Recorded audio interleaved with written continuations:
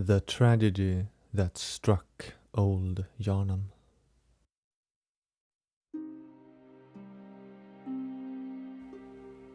There you go, sir. All done. Now, I can't release you just yet. You will have to stay in the quarantine barracks for a couple of symptomless days. Then you are to be completely recovered. Oh, what a relief. I was starting to worry that this much administration would have other nasty effects on me. Have you experienced such? No. His tone grew a bit louder and nervous. Not at all, Doctor. Just worried, it is all. Goodly then. With you, I dare say the Ashen Blood Plague will be completely eradicated, thanks to the blood. I know it can be hard with this much treatment, but you have endured admirably and should have nothing to worry about from here on. Oh, that's good to hear. And thank you, good doctor. The patient stood up from the chair that his last curative transfusion had been conducted in.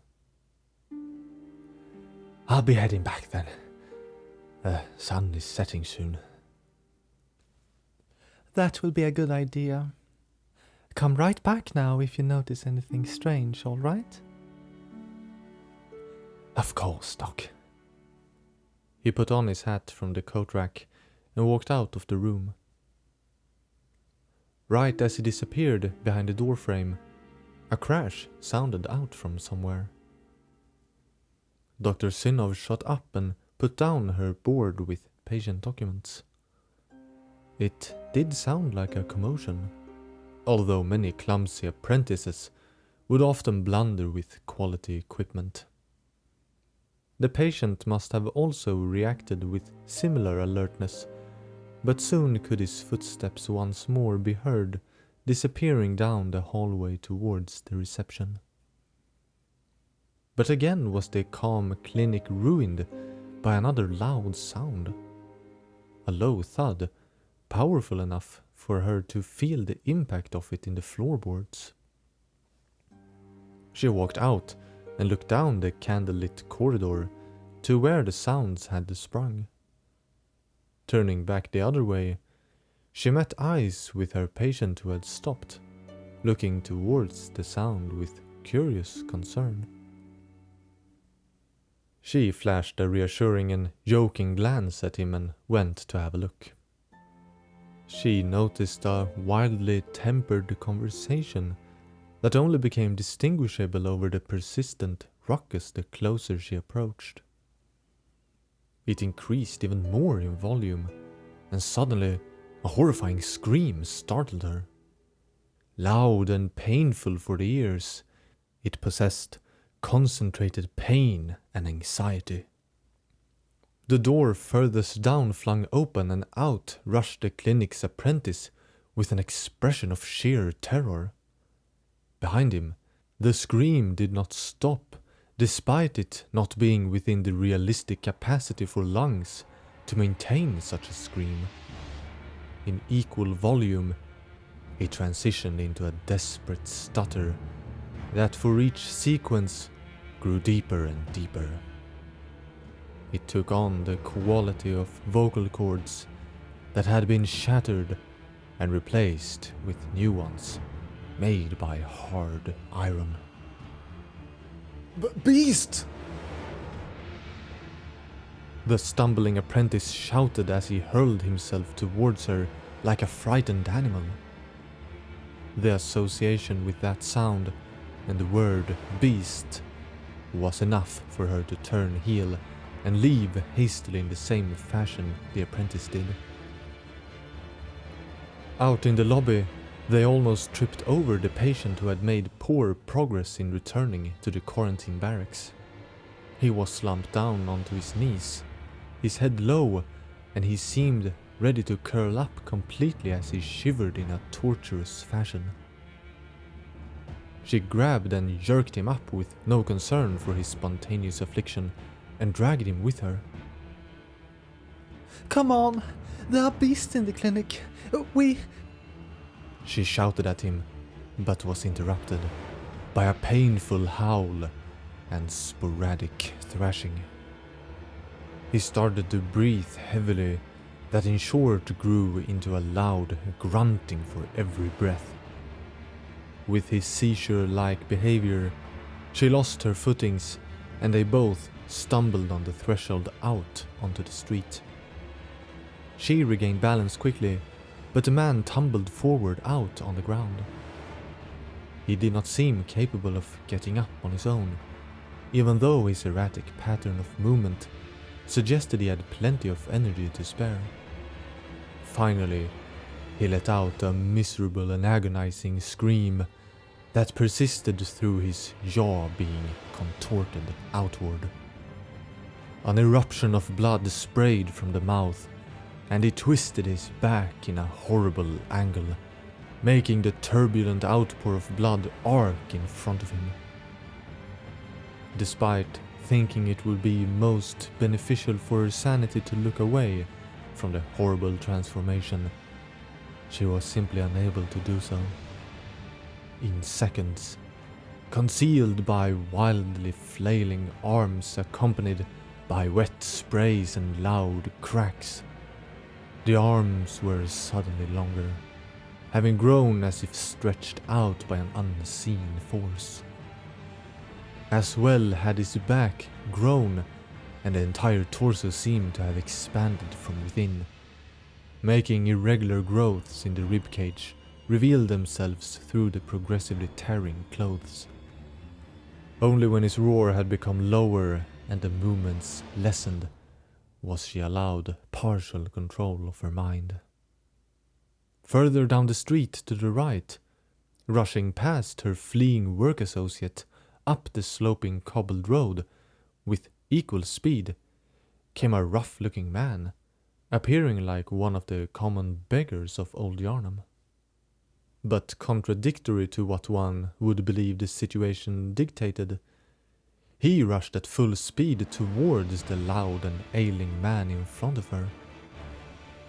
He slammed his long walking stick into the ground, and a large blade shot out at the tip with a loud metallic clang.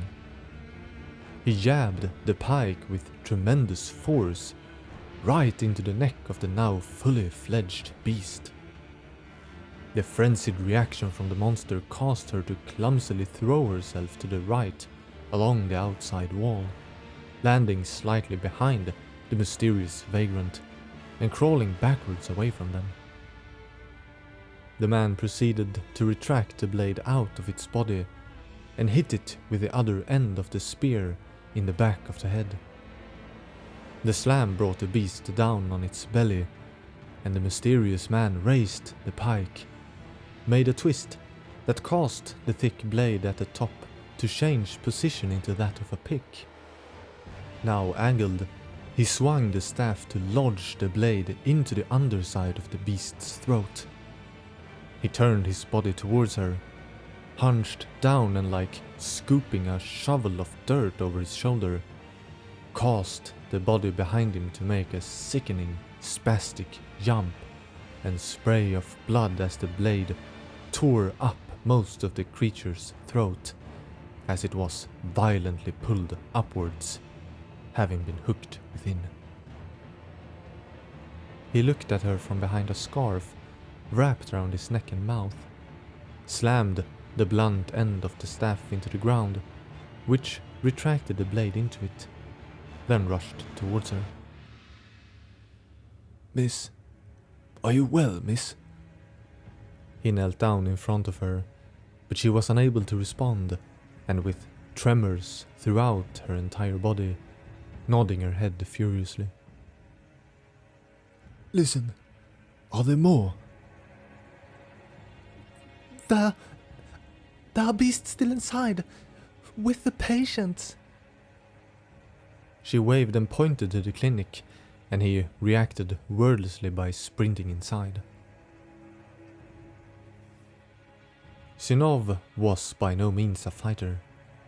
His skill with a spear was perhaps paralleled with her own in medicine. An art meant more for saving lives rather than leaving carcasses in the streets. Yet, when lives were at stake, the man did not shy from danger in the slightest, and nor would she. Perhaps still under the folly of fear, she darted after him and set her course to the upper floor, where the old and young ones rested. When she heard a commotion ensuing downstairs, the thought of encountering beasts flashed in her mind, though her beating heart and the pure nature of a doctor had her not even flinch in her rampage. Luck, or the grace of the gods, would see that only human shapes greeted her when she threw open the door. One spry-looking elderly man had stood up and was on his way to the door. Another slightly younger woman still lay in her bed. One child had moved onto another one's bed, and the two sat still, looking towards her. She shut the door behind her and held her finger up to her mouth. Together, they listened to the crashing, slicing, banging and nightmarish groans of something monstrous. When it had become quiet, there came a new sense of fear for what sound would arise next. Footsteps of a man were finally heard to her relief, walking in a calm but uneven pace. Stay here, I'll be right back. She returned through the door and went downstairs to find the man emerging from the corridor. Blood covered him, and judging by his walk, some of it was likely his own. Gracious, let me help you. Where are you hurt? That's all of them? He muttered. I believe so, but I insist that you sit down and tell me of your wounds. He bumped into the wall with his shoulder and allowed himself to slide down into a sitting position with his legs outstretched. He meekly pulled up his right pant leg, assuming that the wound was somewhere there under all the blood. A sly one. He had me ambushed, but didn't slow me down. She rushed into the room opposite to him to grab a poultice, bandage and a vial of blood. What happened? Tore up the leg decently. Sliced at the shoulder afterwards. Big mistake. Took me close enough to his stomach. Oh my. Well, you have just saved 2 young'uns and 3 elderly. She started to clean away the abundant blood. How did it happen? 2 beasts out of nowhere? Anything you can tell me about those that turned? Oh, calm down, you. Don't work yourself up. Allow yourself some rest. Tell me. Well, nothing. Individually, they had little in common. One was a younger man and the other, I think, was a middle-aged woman. Good health, judging by the documents. Although they both were recently treated for ashen blood. The man continued to look straight forward. He only nodded discreetly as an acknowledgement. She moved, after putting pressure to the leg, up to his torn shoulder. you a hunter? The urge to ask overwhelmed her, and she feared for it having sounded a bit too excited. For a long time, he did nothing in response. I am, he finally said. Oh, the luck we had that you were so near. It's part of the job. So, do you hunters patrol the streets now? Yes. Oh, yes. I thought I had seen what looked like hunters on some occasions. Hello? A precarious but loud voice came from the door, and when she turned to look, a man and woman dressed in matching attire stood there. Is that you, Oren? Yep. My work outside. Are there others? There are some patients upstairs. Sinov answered. The two looked at each other, expressions concealed by a face cover, but it must have been a look of concern. This place is not safe. The town is chaotic. We have civilians with us and intend to leave Old Yarnum. What? What has happened? Beasts are everywhere. Around every corner. We managed to round up some people, but we were not enough to take on the beasts. I fear we are cornered and in need of reinforcements. You are saying this is happening everywhere? Oren stammered out. Who knows? One can only pray. But with this many to protect, we need a safe place. We can make it to the old church. Sinov suggested. It is currently a quarantine barracks, but seeing as the Ashen Blood is practically purged, it will be a solid alternative. It is just a street over. The woman vanished out of the doorway, and after a moment, the man nodded towards her. All right. I have already sent men to inform the Grand Master and the powder kegs. We will barricade ourselves there.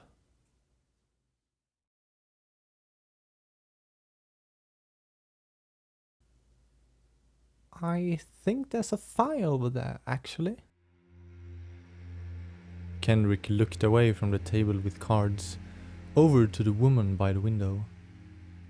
He raised his eyebrows indicatively towards his playmate, who carefully laid his cards face down and proceeded to walk over to the window, complaining with audible mutters along the way. Send after the brigade, then. He leaned along the window frame and looked out towards the town. Huh. You're right. Looks to be a nasty blaze, that one.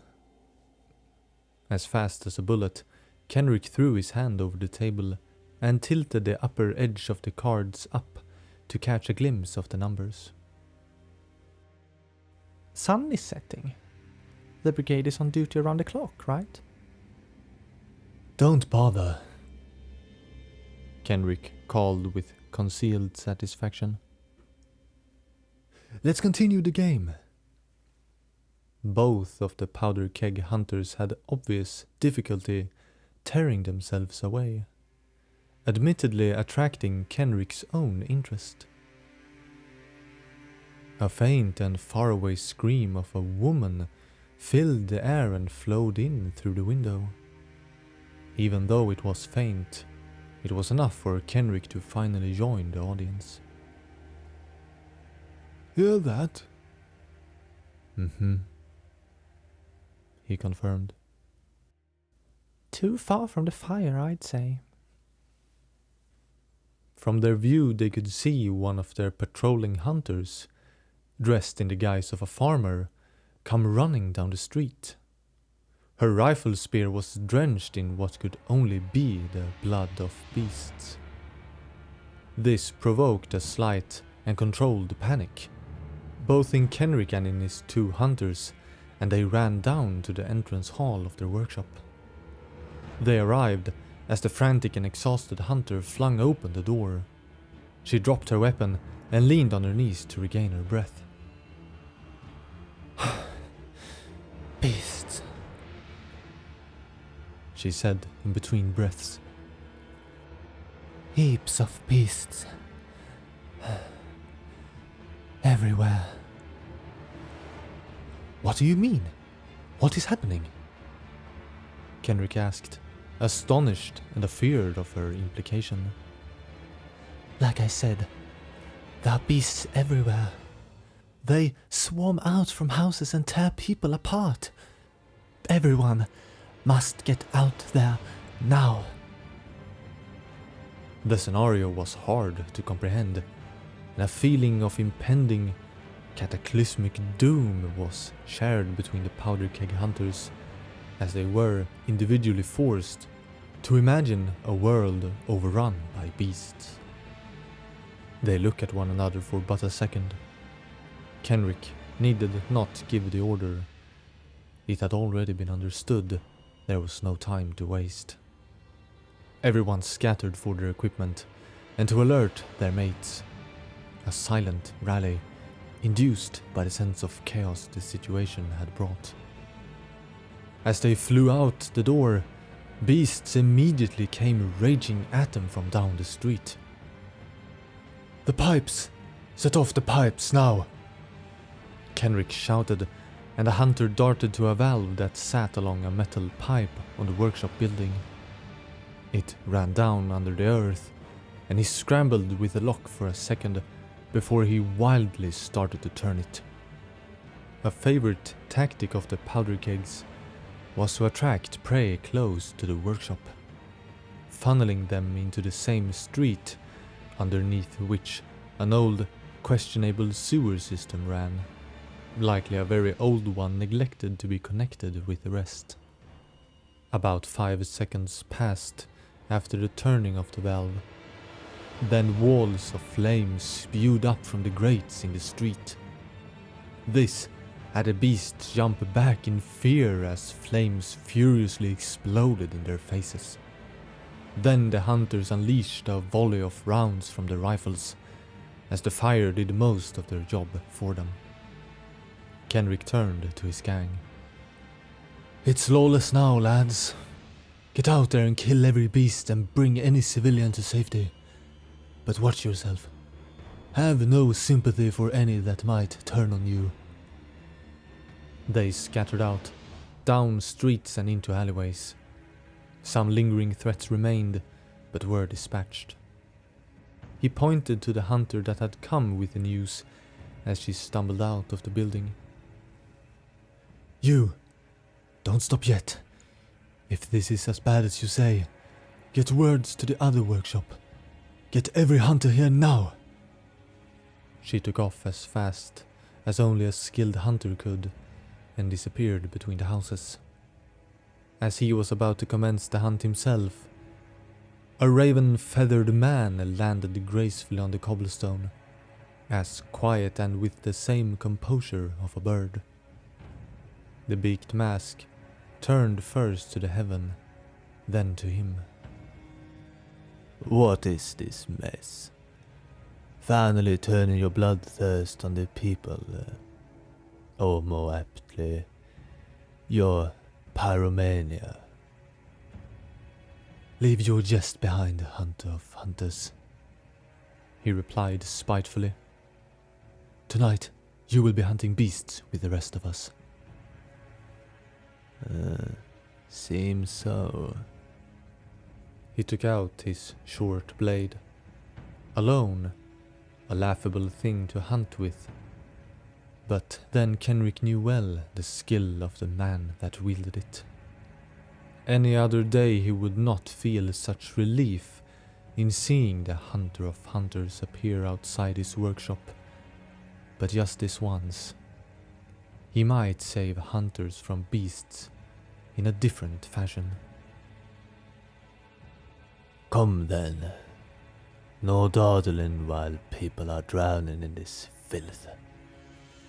Right. Where do we start, master? One of his hunters asked. He threw a look around. Luckily, the nearby orphanage had recently moved. To the river, lads. We search the tavern, then move on to the clinic on the square. Then we pave a safe route out of Old Yarnum. Look in every house along the way. May the blood keep us. He took the lead and made swift way down towards the river that ran through the middle of Old Yarnum. The maddening truth of their situation only became detestably real when the roar of beasts and fearful screams of poor citizens echoed from all directions. Knowing that for every minute they did not save a life was likely lost. Once they turned the corner down the scorched street, a large monster standing on its hind legs dominated the square ahead.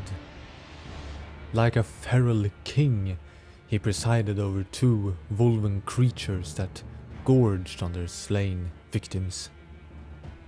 Their approach quickly gained the attention of the monstrosity that was about twice the size of a man. Hard, horn-like protrusions covered its head, and the left arm reached all the way down to the ground. Despite its deformity, it retained the posture of a man, albeit stiff.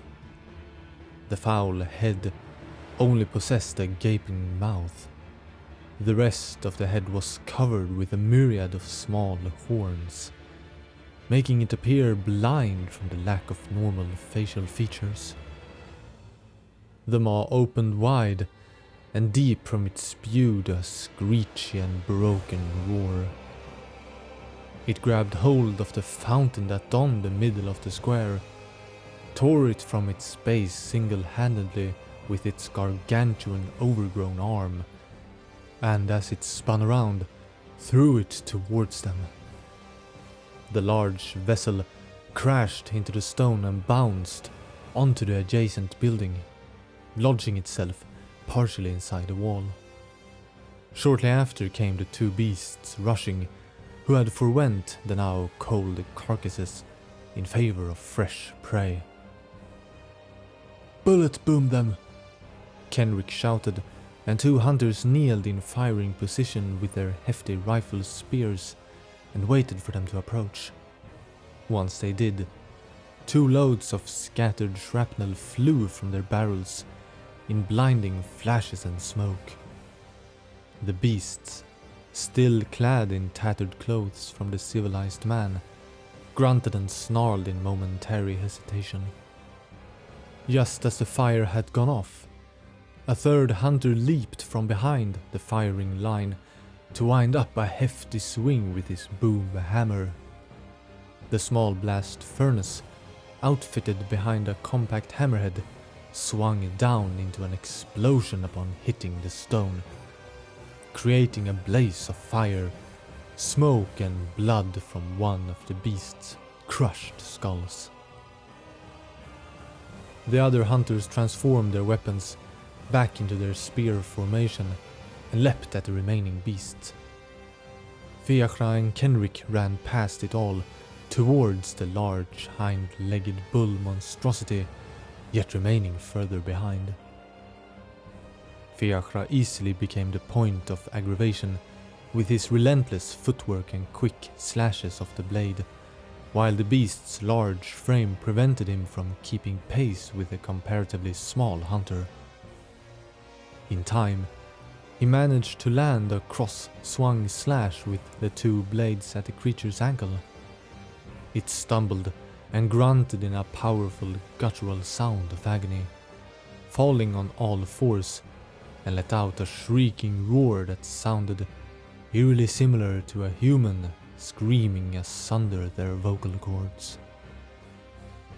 a shriek that shackled Kenrick and froze his blood. The beasts on this eve were quite unlike what he had ever seen, so much so that it invoked the same fear felt on his first nights, one he thought experience had banished forever. Fiachra leapt away and the creature charged with incredible speed, straight into the company of hunters further down the street. With a horn-covered head, the creature blindly ran like a bull and collided with a hunter that had his attention on thwarting another, lesser monster's assault. He hopefully died right on impact when the many protruding horns had pierced his entire body. The beast was too large to stop its own momentum and continued crashing into the building to its left, dragging a long mark with torn stone, wood, and a trail of bloody mess in its destructive wake. It was stopped by impacting into the corner building further down, not being particularly fazed by the impact. It slowly turned again and braced with its arms into the ground, appearing to prepare another charge. "Move! Out of the way!" Kenrick screamed, but his hunters had enough sense in them to already make escape for the narrow alleyways. It started running and gained immensely high speed very quickly. It tossed with its head to the sides as it thundered forward, scraping the house line as it came with sparks marking the trails of impact. Kenrick remained where he stood until the very last opportunity was upon him. He ducked as low as he could and threw his body to the side, successfully ducking the flailing bloody horns as they passed. Turning his head back while still laying on the ground, he saw Fiachra emerging on the other side of the street, running towards him and motioning at him to follow. "We can't stun it. The bullets won't do," he shouted at Kenrick as they both ran down away from the monstrosity. The street was one of the more narrow-natured, with little space usable as cover, while under the assault of a charging, raging mass. Having run only a short distance back from where they came, Kenrick heard how the loud grunts and crashing fists increased in volume and tremor behind him. He darted into a doorway that had been torn open by a previous charge, and glimpsed how a hunter readied her spear from an alleyway. The quick blur of black, grey and blood-stained fur flew past, and the hunter no longer held the spear, having lodged it into the beast's side. The provocation was unanswered, with it throwing its head up with another shrieking and ghoulish scream. Another hunter leapt out from the side and plunged another rifle spear into its body, causing its charge to wane and slow. It stood up on its hind legs firmly, turning slowly to watch them with its unseen eyes. "No! It's tiring!" One by one the powder kegs converged out from their shelters towards the looming beast. The one who reached it first fired his pistol before charging up a thrust with the spear. The beast could just as well have been hit with a simple pebble, and the bullet ricocheted off the curving horns. With one fell sweep, the beast's giant arm clashed with the hunter's spear, striking through the thrust and straight into the hunter. The claws on each finger were long and cruel, that caused a fountain of blood to erupt from his chest as he was sent flying to the sides. Fiachra leapt in on the beast's exposed rear and thrust with both his blades below the beast's armpit and quickly drew them back. It started swinging randomly with its arms, but the one that suffered from the blades had apparently lost most of its mobility and missed him. Kenrick stepped in closer, delivering 2 slashes at its chest. As blood splattered, he quickly and deftly picked up a handful of spark powder from his pouch. In a joint motion, he jumped backwards while tossing it in an arc in front of the brute, then fired 1 round. The shrapnel triggered the volatile powder, causing burning sparks to explode onto the beast. The upper torso was swallowed by a conflagration as the compound was devoured by fire upon the beast. As the fire and smoke receded, the whole front of its body was burnt. It emitted a cough-like sound as a tiny streak of smoke escaped its mouth, followed by a beaded growl. The growl grew into a gurgle, then it collapsed, as the seething flesh was still very audible.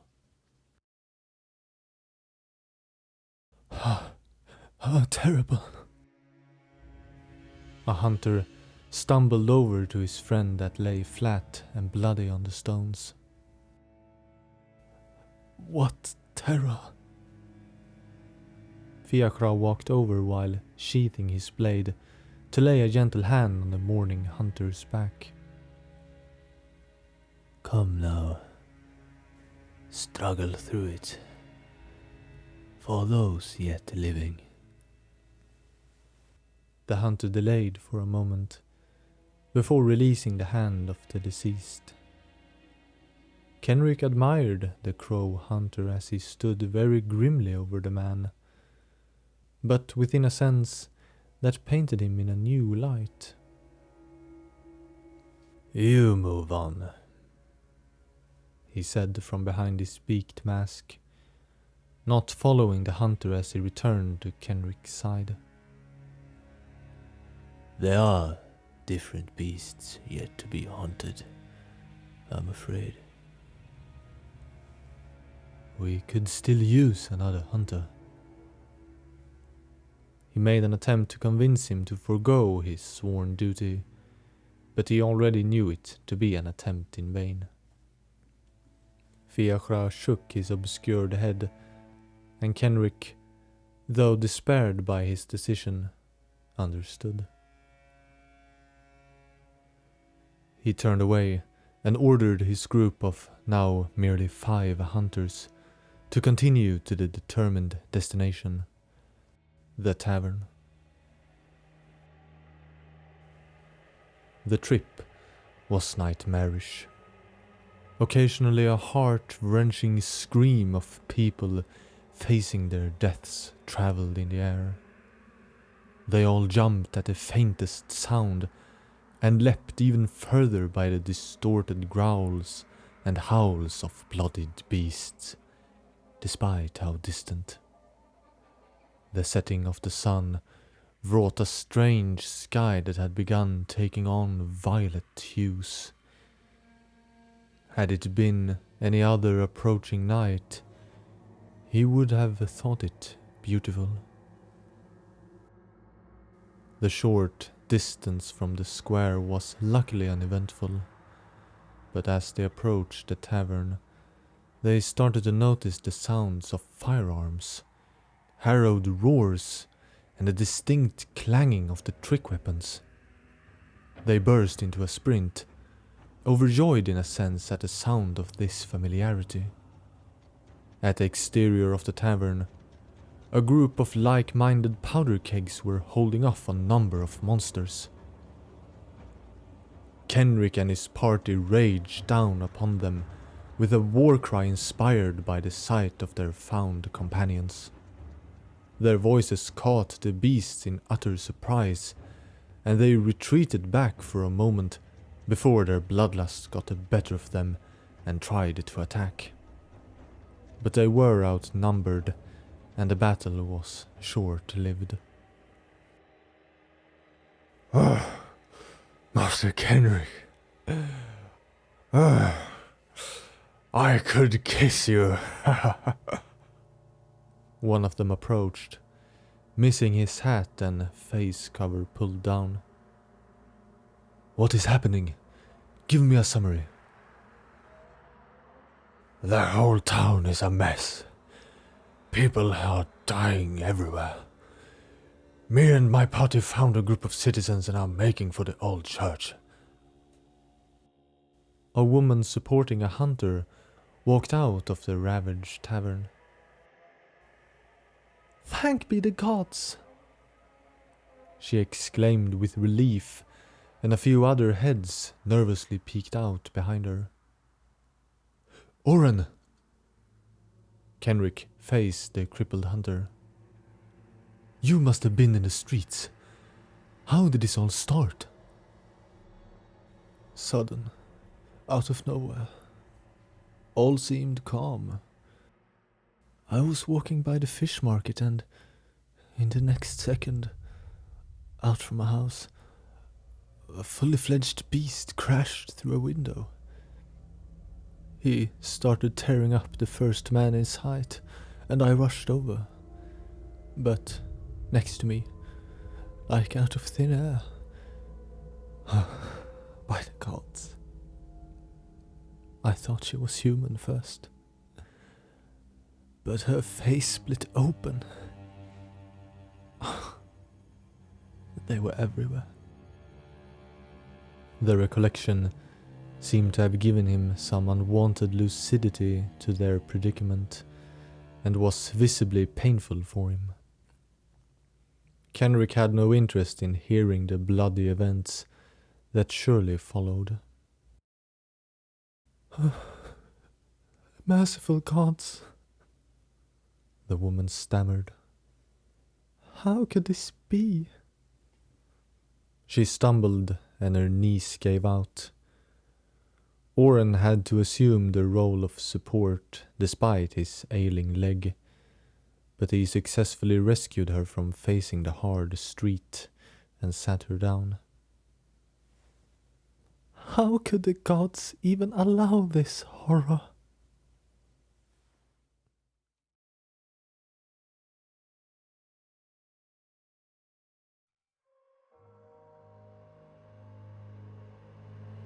The sky had taken on a strange hue, as if both the colors of dusk and dawn mixed together across the space of day, creating something, in short, never before seen. Jura, like many others, admirably gazed at the heavens, fascinated by the phenomena. But it brought a creeping feeling of distress, an unprovoked sensation that warded off any respite.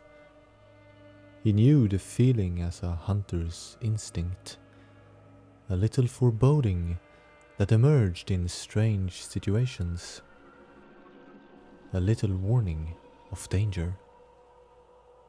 Locked in the thrilling awe as he were, he could very well have been like so for the entire night, but bringing back a sense of realism was the noise of approaching, sprinting footsteps. Sitting atop the edge of a roof, he looked down the little alley below to see a hunter turn the corner. He stood up, out of her way as she flew up the pipe that ran along the wall to where he had been admiring the blue shaded sky. In a hurry?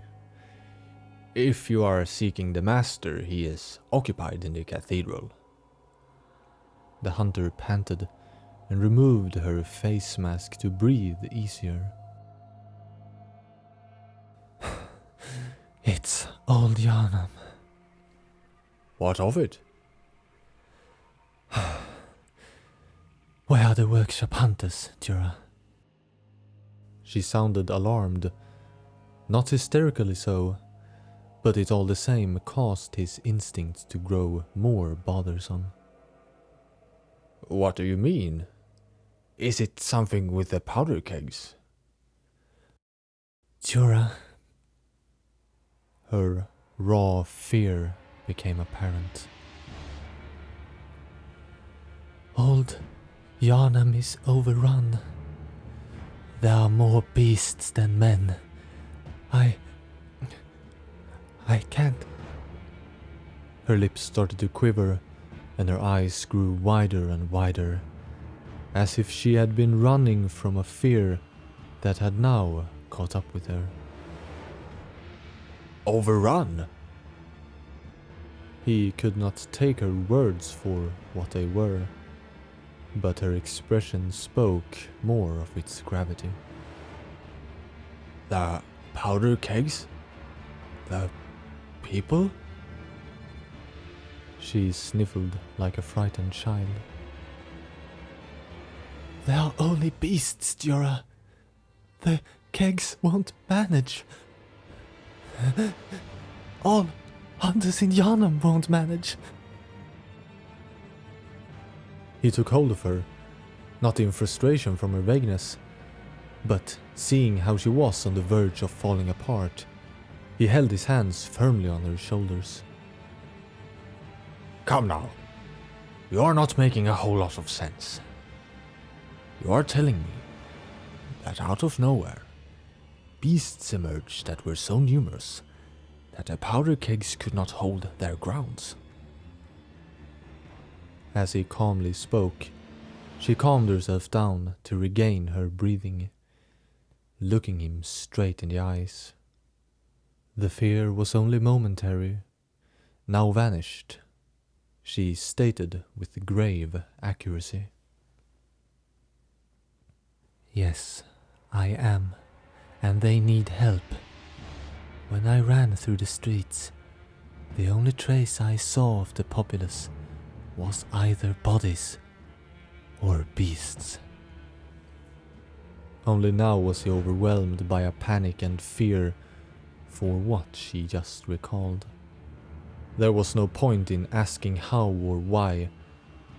He knew well there were few answers that a hunter truly needed.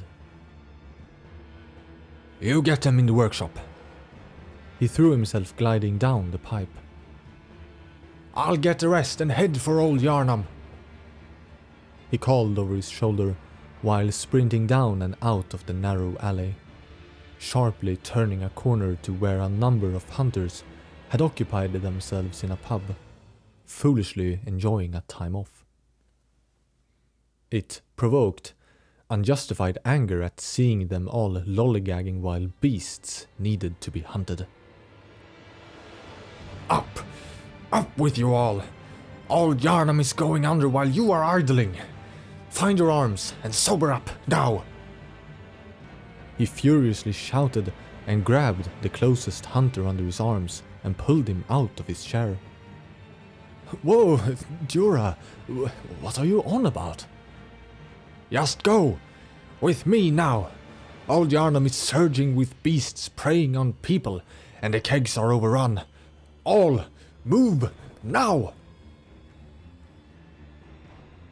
Like a flock of crows in flight, they all jumped from their seats and quickly retrieved their weapons and firearms, and proceeded to one by one dart after him, and out through the door, down the street, with aim for old Yharnam. Henrik ran up at his side, which he only noticed until he spoke. Jura! Jura! Jura! What is this? What kind of emergency? Just hurry, you will soon see. He answered shortly. People watched them sprint past, puzzled and likely completely unaware. It was somewhat calming to witness, as what he feared most might yet not come to pass. Had he been a fool not to anticipate a crisis like this? Had the church been aware? Was it even the Blood's doing? If doom had truly come to Yharnam, could anyone do more than watch? The closer they approached the streets of old Yharnam, the more crestfallen he became. A faint scent of smoke became apparent, and the streets had completely emptied themselves. all while an ominous sky loomed over their heads. The sun had set, yet the heaven was alight with violet hues. The sight from the heights down onto Old Yarnam was like swallowing a stone that sunk down into his stomach. The town was nightmarish. Pillars of smoke arose from some houses. It was also silent. The typical bustling of people and carriages was not to be heard. Occasionally, the air was pierced by a familiar shriek. The shrill song of the beast. What in the world, Jorah? How can this be? The hunters were as horrified as him, if not more. He turned to them and swallowed up all his doubt and fear.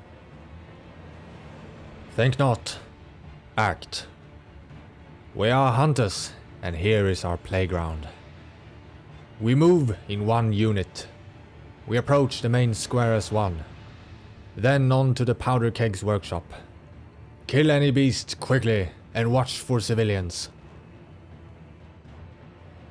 He unholstered his blunderbuss, loaded it with quicksilver, and started descending the winding street down to the old town.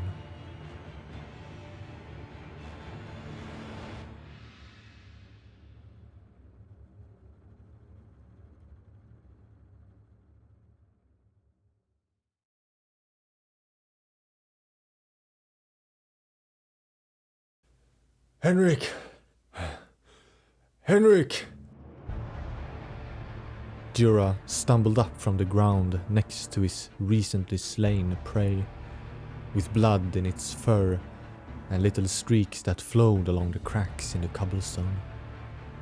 It became difficult to focus, and a queer drowsiness gripped him, overwhelmed by the fast-moving figures that were hard to discern.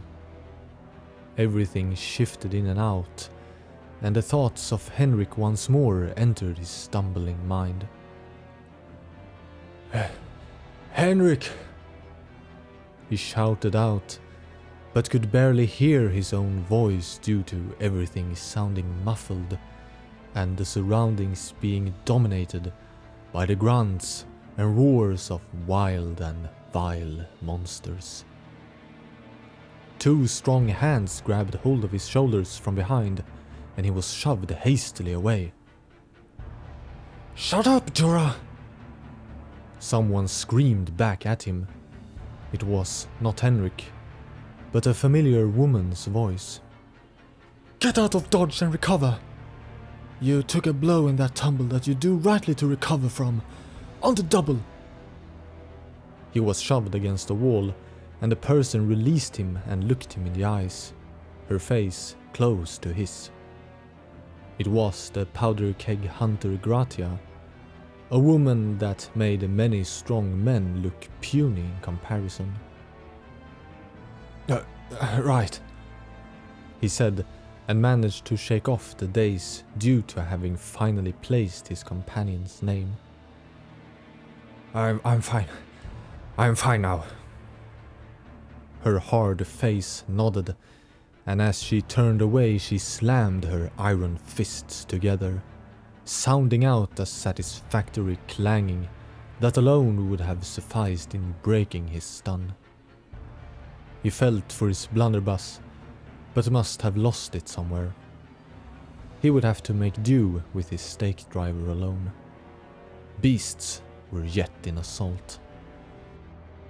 He followed Gratia, who launched herself around the corner onto a prowling beast. Her fists hit first, and a single blow completely brought the vulpine monster to a stop. Following with a right jab that hit the muscle, she sent the beast tumbling onto its side, letting out a spirited cry while doing so. Jorah turned to watch her back, hoping to assess the status of his companion Henrik in the process. A smaller, mannish fiend with tufts of fur violently growing out of its clothes ran ferociously towards him. He retracted the stake blade into the mechanism on his arm. As the beast reached with its deformed claws towards him, he shoved them aside by bashing them with the brunt side of the mechanism while stepping to its left side. He wound up his attack and with all his might thrusted his arm forward, releasing the powerful mechanism that sent the thick, pointed blade of the stake forward from its contraption. It penetrated the stomach straight through as the creature had managed to turn to him. Its entire body jerked backwards as if pulled by a rope and instantly became limp. The blade having so violently impacted that the body was pushed into an adjacent wall. He quickly retracted the stake and jumped back as the body fell with copious amounts of blood pouring from its mid. He scanned his surroundings and saw the bodies of hunters and beasts alike strewn about. Plenty of both kinds still standing, but he knew which side had the clear advantage. Regroup! Down here! He shouted and waved as he moved down a narrow alley. The rest caught on and slowly and defensively covered their comrades as they honed in on his position. They had culled their numbers, but to battle in open spaces was suicidal. Gratia alone kept the beasts at bay with her strong and fast iron fists as the hunters escaped into a narrow space. As the last man, Jura urged her inside and spent his last 2 Molotov cocktails to ward off the fiends as they ran towards the alley's other end, leaving a burst of fire behind them. Shrieks and shapes were seen through the blaze, the only thing so far that had effectively kept them at bay, save for a killing blow.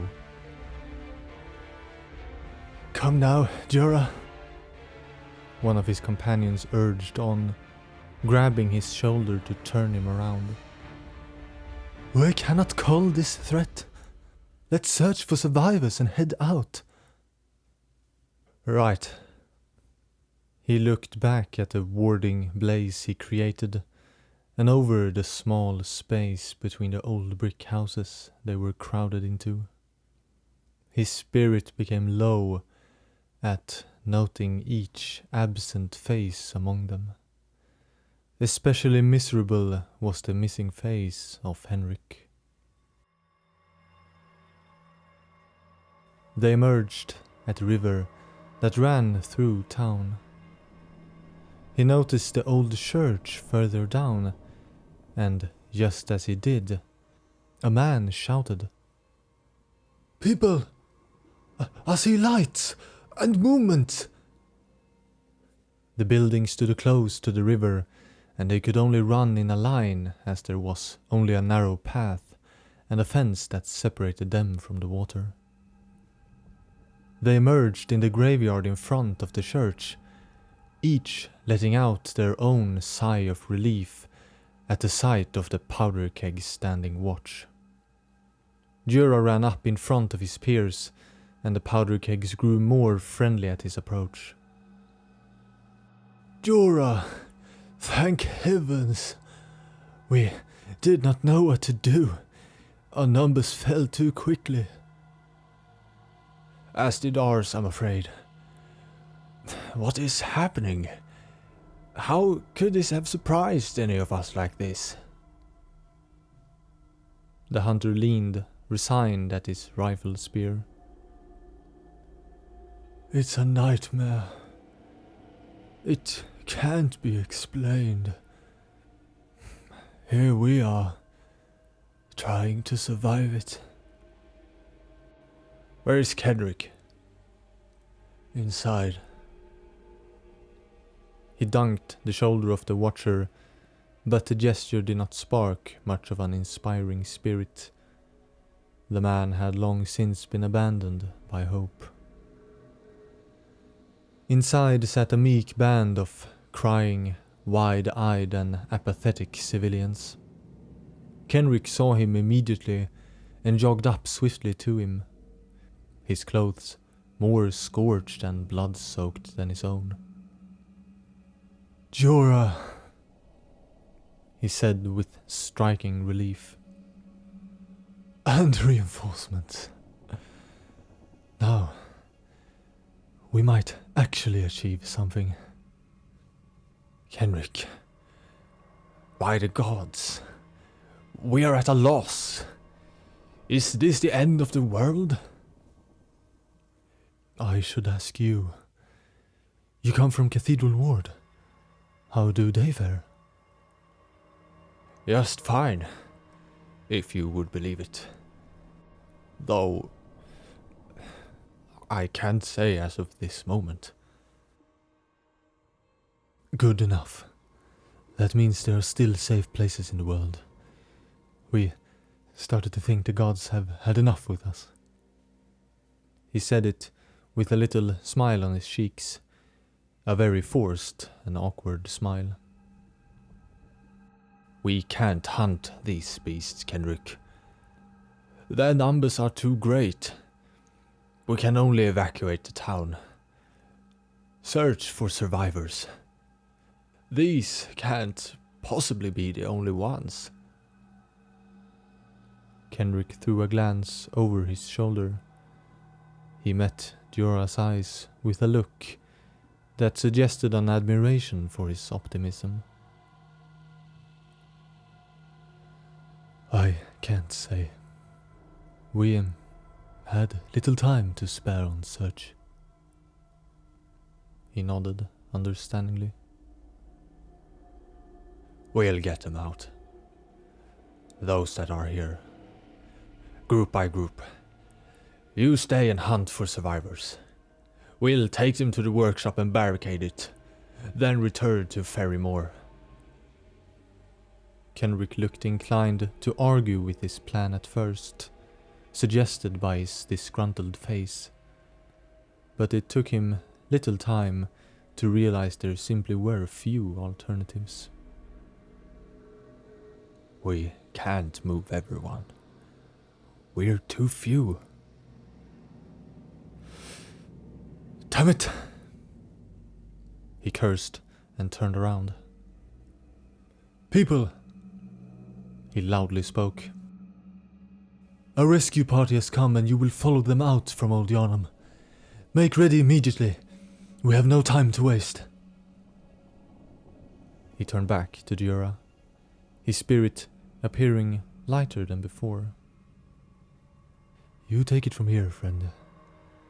We'll maintain it here and rally others. Then meet you at the workshop for the final push. I expect to see you there then. Jorah reached out his hand, which was swiftly grabbed by Kenrick's firm hold. I'll make sure of it. See that you do as well. Hunters organized the terrorized people in the first group to be escorted.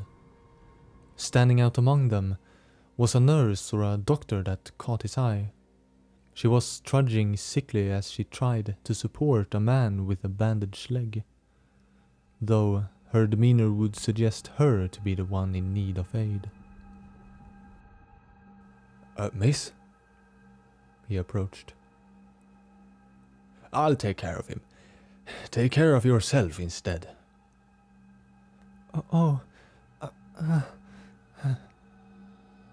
She sighed in pain, but masked it fairly well. Don't worry, miss. We'll make sure no harm befalls you all. Plenty of strong shoulders to lean on with us hunters. I already told Master Kenrick. There had been a change of plans, Kenrick spoke to her. Your service will no longer be necessary. We'll rather see that you live to save more lives elsewhere. She leaned on Kenrick and started to breathe heavily. After 4 deep and frantic inhales, she regained her control, but chose not to continue the conversation, appearing too weak to do so. As they passed the large archway out of the old church, a silence came over their party. Hunters and civilians all stood with their heads cocked upwards, some with their mouths hanging. Jorah turned his own head skyward to look upon whatever sight that had them captivated. The sight petrified him, and he felt a tremble in his jaw. He became dizzy from the surreal image, and he felt like in a dream. Thick, dark violet clouds completely covered the night sky, stricken with shades of lighter and darker purple. The color was bright and not at all that of the darkness of night, but what truly made him doubt his lucidity was the clear, round, red moon, appearing in front of the clouds, as if it hung nearer than before.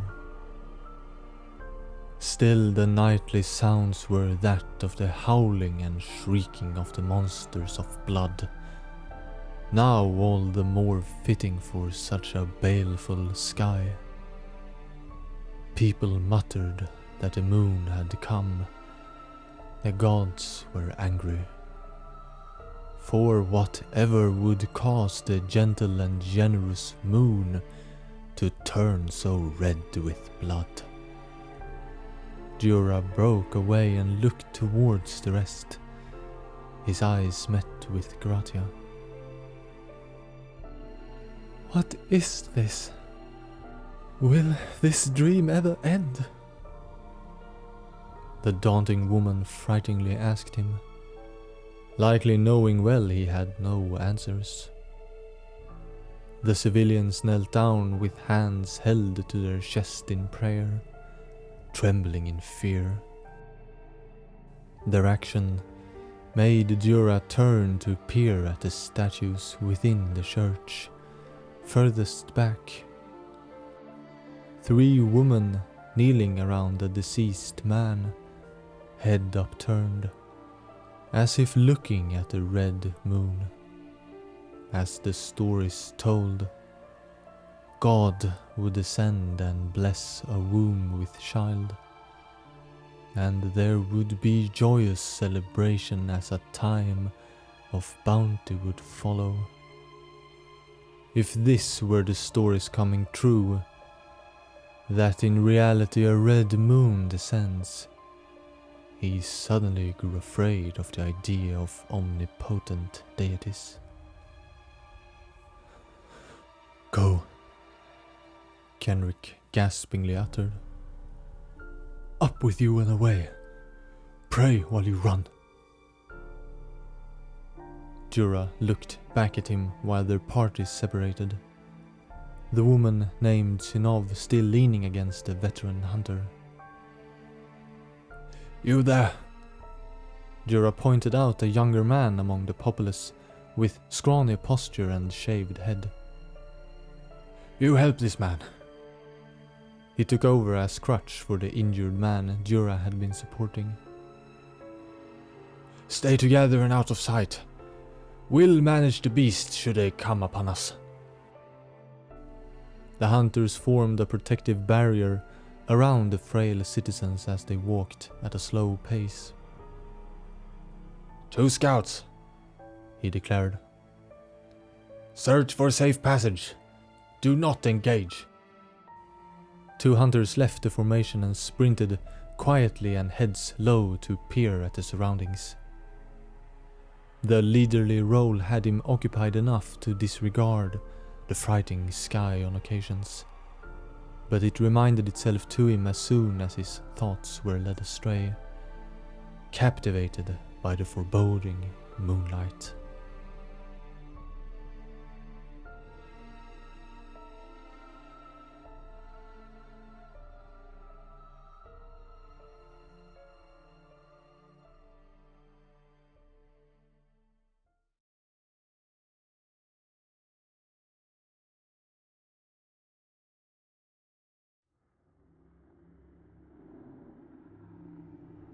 When the last of the departing company had turned the corner, Sinov's weakness became unbearable, and she felt Kenric's arms grab a firmer hold of her.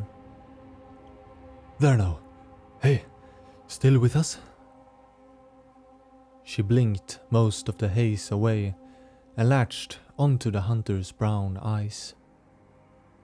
They looked concerned, but she also sensed there was a decisiveness within them.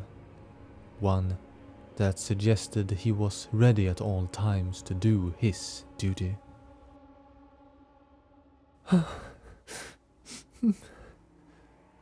Why is this happening? No idea, Doctor. She threw her arm over his shoulder and they walked back inside. We need to be ready. The perimeter may not last until Jorah returns. She looked over the remaining people, about 30 or so. We might have to move them ourselves, but I do not prefer that alternative. He sat her down on a bench right next to the entry gate. But thanks to you, they are all fit to handle it. His determined gaze did not waver, despite his warm words. She nodded weakly to him. Thank you. With a firm nod back, he stood and returned outside. She turned her head in search of Orin, who she found conversing with some of his peers in the middle of the room, supported by his spear. She turned to a mother who had a small child in a limp embrace. She appeared distant and dead in her look, while the small boy looked worriedly around at the others. Now and then would a particular loud sound visibly make the crowd jump collectively, while they turned their heads anxiously in its direction. She felt her breath once again become heavy and furious, becoming something she had no control over, and her chest moved up and down from the massive air intakes she made. The drowsiness vanished, but she felt herself slip away in a sense.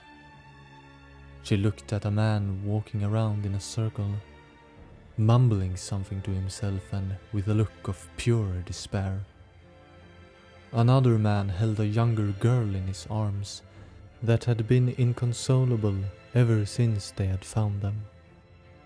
She had cried constantly, and her sobs were now tired and weak, while the man had constantly held onto her with a manic expression. Sinov stood, having the sudden strength to do so. Her mind was a mess, but there was one thing she knew as the absolute truth, and that she had only a brief time to execute on it. With quick but stumbling steps she walked right into the middle of the open space. Some tables and benches stood along the walls, while further in were the wooden panels that sectioned off the quarantine barracks on the sides of the center aisle. Out! Everyone! Out now! She shouted, stirring some to her attention. Orin came over. What? What's wrong? Out now! Her voice had changed and it boomed in such quality, everyone jumped where they were. The hunters quickly started to usher everyone outside, while Orin grabbed hold of her arm and looked at her. She shook him off with ease, and continued to pass him. Just get out. She cried, much lower and normally than before, and he complied. Her breath had never slowed or changed. She grabbed hold of a bench and started to shove it after them as they left. Doing so made her emit guttural grunts as it scraped along the stone floor, but she managed to rather quickly place it against the church gate. With more surge of power, she started to go about the room and simply threw whatever she came upon in the gateway. Chairs, tables, crates and shelves, whatever she got hold of. Kenrick had come up and stood on the other side of the small pile separating him from her. Sinov! He looked at her as he had always done, firm and fiercely, now more so than ever. She had started to scream each time she threw something towards him. He just stood and stared. Her powers never faded. But then there came a time when she felt herself tense up, like something was starting to move within her limbs. Then she looked at Kenrick, tears pouring from her eyes. It's over, she whispered in a voice that was not her own. His eyes remained locked with hers, until everything became obscured by a blinding pain.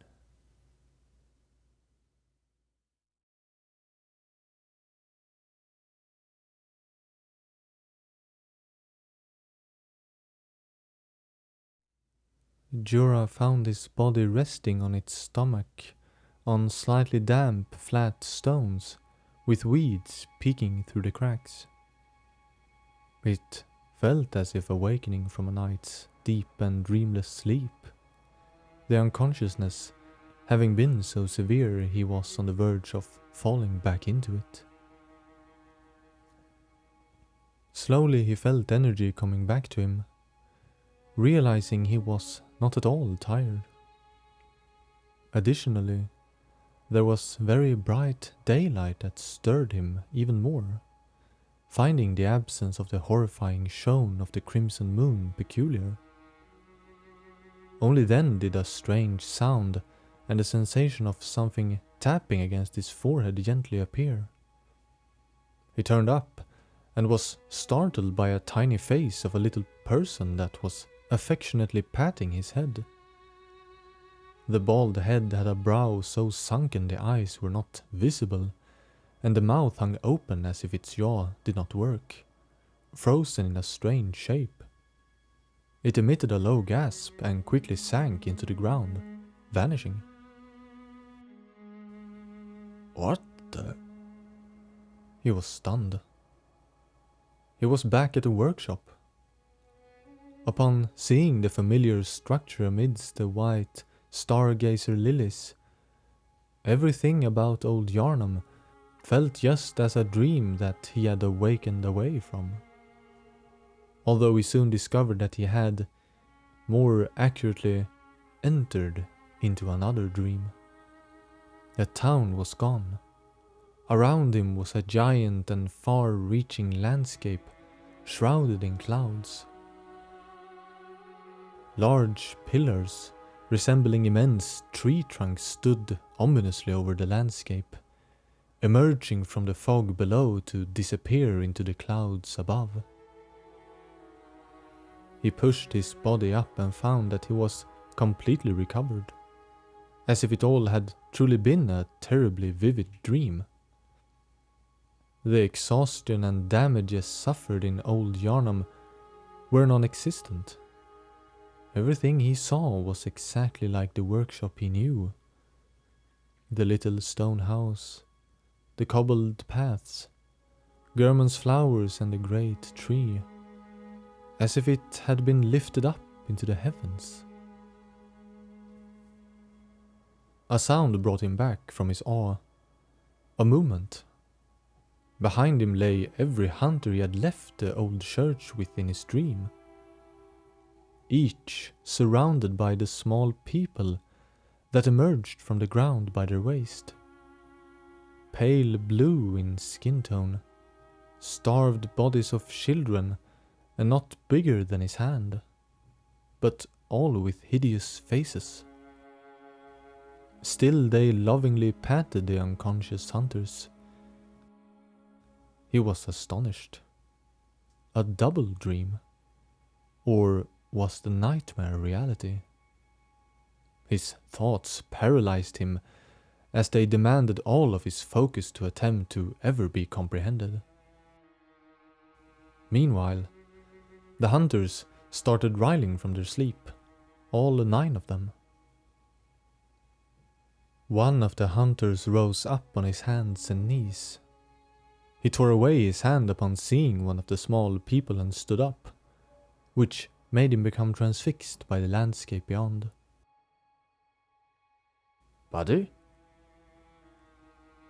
Jura called his nickname and he turned startled, still bearing his face cover. Only his eyes signaled the impression of a calm perplexion. "Jura?" His surprise was next to humorous. "You're here too? Is this a dream?" "Yeah, or I think so. I don't recall falling asleep. I remember being in Old Yarnum." Buddy's eyes lit up and he pulled away the face cover. "Me too. But now I'm here. Dreaming again?" "Maybe that was not a dream, then." Around them, more hunters started to awaken from their peculiar resting places. He looked around and his gaze passed over the workshop, where someone emerged from the house. A woman in a brown dress and faded red bonnet.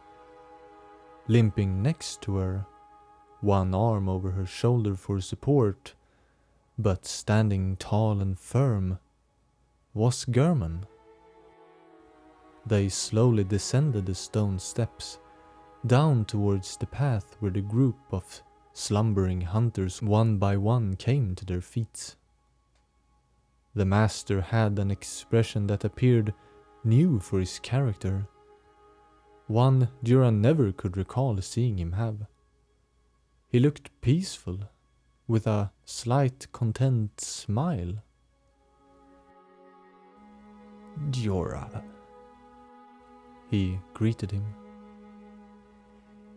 "And Buddy, you are the first ones here." "Master German, where are we?" "This is a dream, my friend. This is our dream, ours together." "What do you mean? This is not real?" "It is. You are here and conscious, are you not? Why should it not be real?" "I just never recall falling asleep, but I must have." German's expression turned mournful suddenly, and he shook his head. "A dreaming hunter never dies, only awakens to another dream."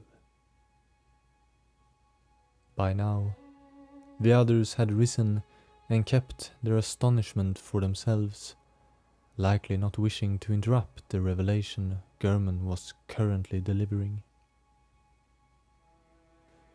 "There's little more I can tell you, for you are all still hunters. But let's unravel the dream's mystery. Just a bit."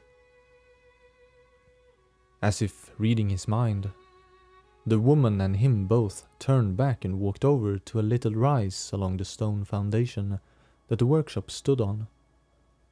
She helped German sit down on it. Every hunter followed them and circled around their master. The woman placed herself next to German with her hands folded together before her. Jura noticed she was incredibly pale, and her expression unnerved him somewhat. An uncanny, unreal and expressionless face that was very beautiful, one that he strangely recognized, but could not place why. He also made note that the cause of her support was that German's right foot was gone. In its place were a wooden peg emerging from the torn burgundy pants. Do not grow too accustomed. This is just a dream after all, no matter how real it is. After your job is done, you will wake up, away from this dream. But here, you will never die. You will only fall and awaken back inside this dream. His hand extended and pointed towards a headstone at the foot of the curving path. On cue, the little people emerged by its foot to wave their hands towards him. Commune with the headstones, and the little messengers will take you back to Yharnam. Here, you can also make use of the lady here. He made a small gesture towards the woman at his side. The blood will enhance your flesh and your mind. But as a hunter of the dream, you will no longer need real, material blood. The memory of its essence will be enough. Its echoes. He must have noticed the expression on not only Jura's face, but on everybody. For he quickly waved with his hand, dismissing their astonishment. Oh, you'll know soon enough of what I speak. Go kill a few beasts and the echoes of blood will be clear. Come now, Jura. Try it. You all must already have plenty of it. If it was generous. He chuckled a little at his last comment, and gestured once more towards the woman. Jura walked up to her and stood awkwardly, finding it hard to look into her unblinking eyes. "Give me your hand," she whispered to him, and extended both of hers towards him. As she did, he recoiled involuntarily at the sight of her hands. They were manufactured, like that of a doll's. Not skin, but hard, pale material that made up pieces. She did not acknowledge his poor manners, and waited instead patiently to receive his hand in hers. When he gave it, she knelt down and a faint red light started to glow in the center of their unified palms. After a moment she retrieved her arms and stood back up, while the glow vanished at their separation. What did you do? Jura asked as he felt little difference from the mystical encounter.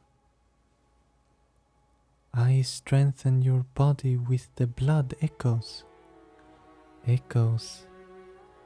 Memories of pure and holy blood that nurtures your spirit," she replied calmly, with a hint of serene joy to her tone. This explanation appealed little to Jura's own understanding of things, and he cast a glance over at his master. What truly empowers your spirit is the essence that is inherited within the blood. Within all blood. This is not like imbibing holy blood. By the moonlit grace, you may partake of the essence of the blood's owner. The traits that define the generation of beings. Master. Jura's frustration had grown for each perplexing explanation. If this is only a dream, why does any of this matter? Am I not to wake up soon and slowly forget all this?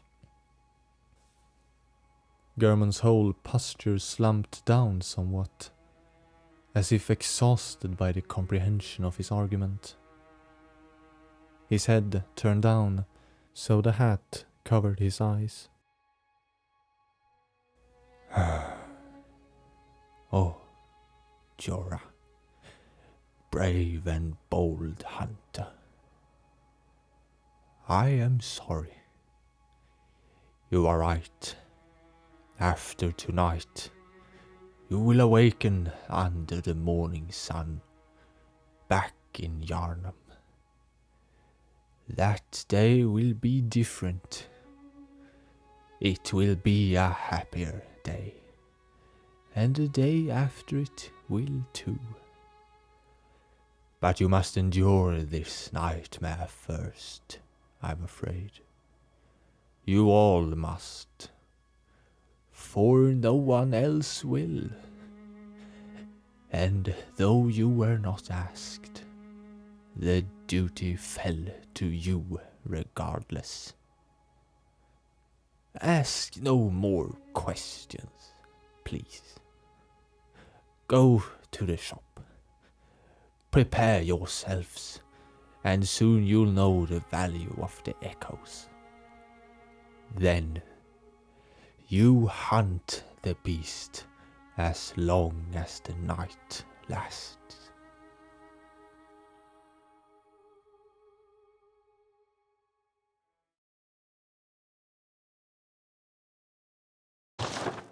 Boom hammer. A trick weapon used by the old hunters and crafted by the workshop heretics, the powder kegs. A giant hammer equipped with a miniature furnace. When ignited and fired, it emits a volley of flame that explodes ferociously upon impact. Crush the beasts, then burn them. The brute simplicity of the boom hammer was favored by hunters with an acute distaste for beasts.